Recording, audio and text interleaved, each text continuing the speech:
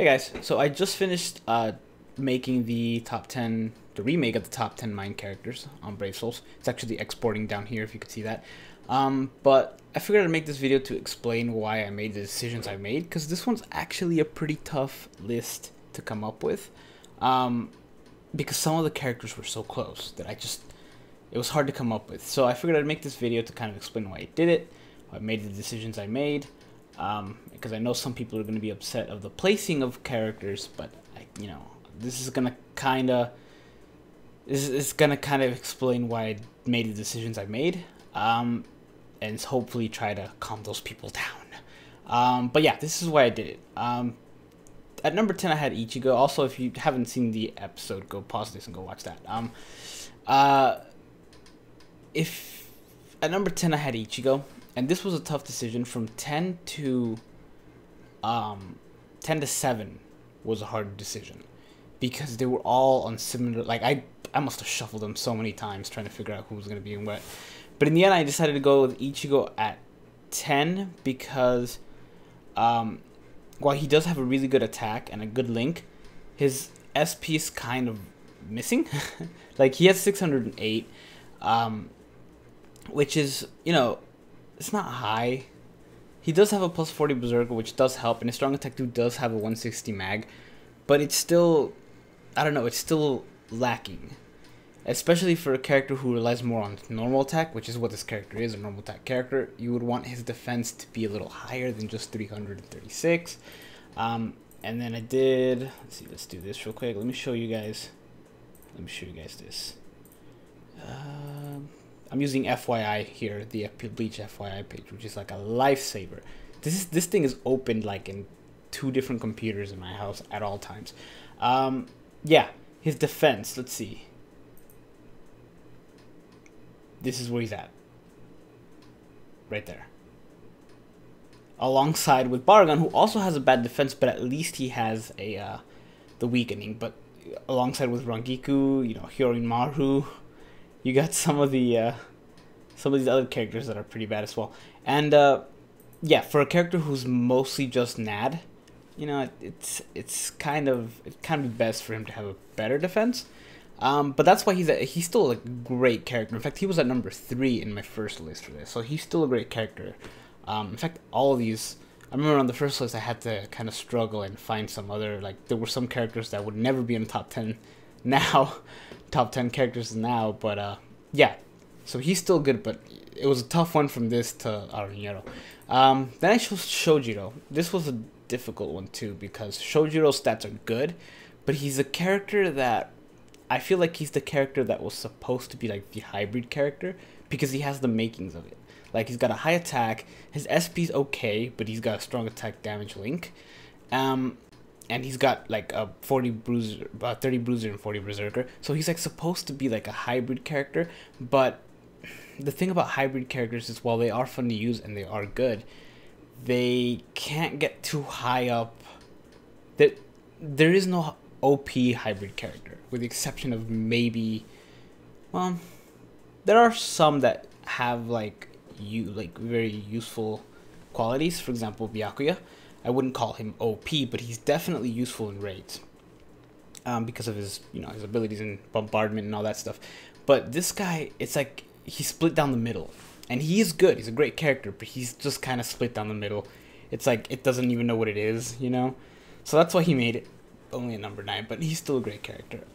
Then I did Retsu. Retsu placed higher than Ichigo on this list, because after giving it some thought, and I tried to take almost like everything into consideration, we are now in need of better healers and all that stuff, and she's the best healer there is. And her stats are good. They're not great. They're good. They're probably the most balanced stats out of any character, and she's got a cooldown reduction. No frenzy, which is a shame. So they only hit once, but really it's her healing. So that kind of put her on this list, because she's a good healer. She does have an Espada killer, which kind of sucks, because that means that she's only good against Espada, and no one really uses her in PvP anymore. But that's really the only time that would be useful, unless you're doing like inheritance zones, which she's a good character to take on those because she can heal the party. But other than that, her actual damage output is, it's okay. It's not bad. The good thing is she has she's ranged and she has paralysis, so that's good. Next I put Aramiro. This is probably gonna be the most controversial character on this list of why he made it higher than the other guys. People are gonna be upset that I put him on here. I regret nothing. The reason I don't regret it putting him where he was is because this character's good. A lot of people don't like him. I don't know why, but this character is great. His SP is okay, like it's higher than Retsu, but he has Frenzy, which means, take this plus 30 Bruiser, or it's just plus 30 Berserker, and, make it plus 100, because that's technically what Frenzy is. It's just everything hits twice. But his is special because his strong attack 1 and 3 all hit multiple times without Frenzy. So with Frenzy, they just, they double. And every time they hit, they have a chance of inflicting poison. It doesn't have Debilitator, but still, inflicting poison on everything is still super OP. It's like this character is extremely good, and he's got like all of his moves are pushback, which really complement his range playing style. He also has a Soul Reaper Killer, which is actually very useful. I've actually used this character a lot in PvP, and it's gone really well. He knocks out a lot of purple characters. The other thing, obviously, the reason people don't like him is because of his poison. That's really the only reason. And his poison resistance, his soul trait, it's useful in some raids, but for the most part, it's useless. But yeah, other than that, this character's a good character. He does his special's really interesting because if you put a Tenshintai on it, it's really good because it does hit multiple times. And each of those times it hits with this much damage, which is not much, but after a while it adds up. So especially with Tenshintai. So that's why he's here. He's actually a great character, and a lot of people are upset when they pull him, but you shouldn't be. This character's awesome. Next is Riruka. Riruka and Grimmjow. I actually flipped the order on this one. They were very, very, very close characters in the first list. It was like Riruka just barely overtook Grimmjow. And I feel like in the current meta of the game, SP is just killing NAD. Plus, last time he wasn't able to go to 80% damage reduction. Now he is. So that also helps a lot. She does have the human affiliation going for him, but the reason she didn't overtake Grimmjow is because of this. Her Captain Killer is just not good. It's good in like I said, boss raids and like, inherit zones and all that if there's a captain involved, but it's only useful at the end. So really that's the only reason why. That said, this character is still amazing, and you should not chappy her because her special is very, very strong. It does like a lot of damage and then hits twice, but first it does weaken. So it weakens defense, hits twice. If you put attention on her, it hits 4 times, or it hits with the power of 4 times. It hits twice, but it hits with 4 times the power. So it's an amazing special. Grimmjow, I basically just explained him as well. He does have a good SP.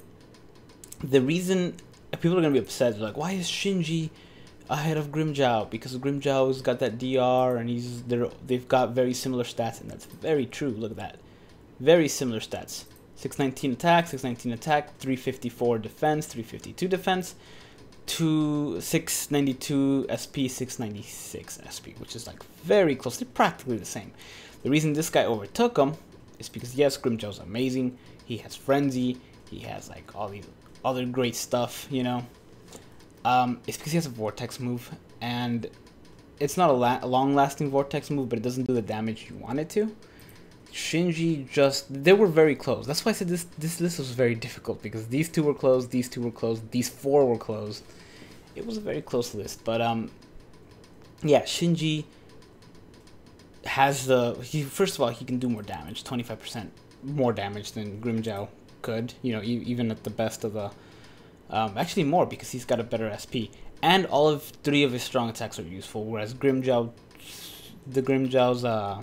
Vortex move is kind of like bleh, it's good, I guess. It's all right. But yeah, that's why I put him on here, because all all of his moves are effective, and he's got a chance to burn. And his range is absolutely crazy. That said, Grimgel's normal attack range is also really good, but actually they're about the same. I think both of their range is pretty similar, but really it's the damage output that I did it. Also, I'm very curious about the strong attack 3, how many times it hits, because typically enemies either fall down or die within the first shot. It really, I want to try this on a boss, so I'm gonna look into that. But yeah. Then I put Ukiura. The last 3 were actually kind of easy. The last 3 were already set in my mind before I even thought about this video. It was just like, oh, okay, this is the best top 3 mines. Ukiura is amazing. It's unbelievable. He was a top mine for a very short time. But when he came out, he was easily the top mine. Easily. He's got the charge move, he's got the vortex move, he's got the pushback move, he's got Soul Reaper Killer, Frenzy. Everything's awesome. And then you literally copy and paste and make this one better. Because he's got like same SP, same, almost like everything's the same. And then, you know, you get to the weakening and it's just like, the weakening is what does Baragon. Obviously Baragon's going to be better because of the weakening. Ukiura does have the burn, which does damage, but, and you know, he does have Debilitator, but he can only use that once, and that's it. Really, the Debilitator is just for his special, which we can only use. We can use 3 times if you get all 3 soul bombs. If the event has 3 soul bombs, but typically they don't. So yeah, that's Ukiura and Baragon, and then obviously Sajin is at number 1 for very obvious reasons, because he's Sajin. So yeah, this guy. Oh, I never noticed his arms still had hair. That's cool. It's weird. I never thought Sajin would be a number 1 character, but there he is. It's also cool because it almost feels like we have an extra captain. Because he's a captain, he doesn't look anything like the other one. It's just cool. But yeah, obviously, because of that flurry, the Natalink, basically add 1/5 of this to this, over 100 more, and then double it with flurry. So yeah, obviously he's here for this for a reason. Melee damage. Oh, okay, I didn't know that. Huh, apparently when he uses his special, it's range damage too. I didn't know that. It's good to know. Okay, well, yeah, that's the explanation of why I did the things I did. Hope you guys found this useful. Hope it kind of cooled down some of your rage on some of these placings. But yeah, let me know what you guys think. I will definitely be remaking the other list as well. Probably, I won't. The first time I did this, I did it every other day. But that takes a lot out of me, and I have work and school and all that, so I can't do that. So I will be doing this. It'll still be once a week. Hopefully it'll be once a week, and by the time I'm done, the end of the month gacha is gonna be back.